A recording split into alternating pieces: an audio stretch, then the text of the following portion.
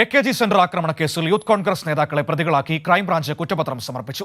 അക്രമത്തിന് നിർദ്ദേശം നൽകിയ പിടികിട്ടാനുള്ള കോൺഗ്രസ് മുൻ ജില്ലാ സെക്രട്ടറി സുഹൈൽ ഷാജഹാൻ ഉൾപ്പെടെ 2 പ്രതികളുടെ പേരിൽ പ്രത്യേക കുറ്റപത്രം നൽകും.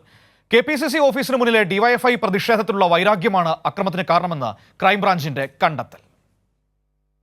2022 ജൂലൈ 1 യൂത്ത് കോൺഗ്രസ് പ്രാദേശിക നേതാവ് വി ജിതിൻ AKG സെന്ററിലേക്ക് സ്ഫോടക വസ്തു എറിഞ്ഞ് അക്രമം നടത്തിയത്.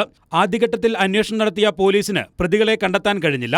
CPIM-ന് മേൽ ആക്രമണത്തിന്റെ ഉത്തരവാദിത്തം കെട്ടിയേൽപ്പിക്കാനുള്ള ബോധപൂർവമായ ശ്രമം മാധ്യമങ്ങളുടെയും പ്രതിപക്ഷത്തിന്റെയും ഭാഗത്തുനിന്നുണ്ടായി. രാഷ്ട്രീയ കോളിളക്കം സൃഷ്ടിച്ച കേസിലാണ് 22 മാസത്തിനു ശേഷം ക്രൈംബ്രാഞ്ച് തിരുവനന്തപുരം CJM കോടതിയിൽ കുറ്റപത്രം സമർപ്പിച്ചത്. Youth Congress Kazhakoottam block secretary V Jithin, കഴിഞ്ഞ കോർപ്പറേഷൻ തെരഞ്ഞെടുപ്പിൽ UDF സ്ഥാനാർത്ഥിയായിരുന്ന T നവ്യ എന്നിവരെ പ്രതി ചേർത്താണ് കുറ്റപത്രം. സ്കൂട്ടറിലെത്തിയ ജിതിൻ സ്ഫോടക വസ്തു എറിയുകയും നവ്യ ഇതിനുള്ള സഹായം ചെയ്തു നൽകിയെന്നുമാണ് കുറ്റപത്രത്തിൽ പറയുന്നത്. ജിതിന് സ്കൂട്ടർ എത്തിച്ചു നൽകിയതും ആക്രമണത്തിന് ശേഷം തിരികെ കൊണ്ടുപോയതും നവ്യയാണെന്നാണ് ക്രൈംബ്രാഞ്ച് കണ്ടെത്തൽ. ആക്രമണത്തിന് 2 ആഴ്ച മുമ്പ് DYFI പ്രവർത്തകർ KPCC ആസ്ഥാനത്തേക്ക് മാർച്ച് നടത്തിയിരുന്നു. ഇതിന്റെ വൈരാഗ്യമാണ് AKG സെന്റർ ആക്രമണത്തിന് പിന്നിലെന്നും കുറ്റപത്രത്തിൽ പറയുന്നു.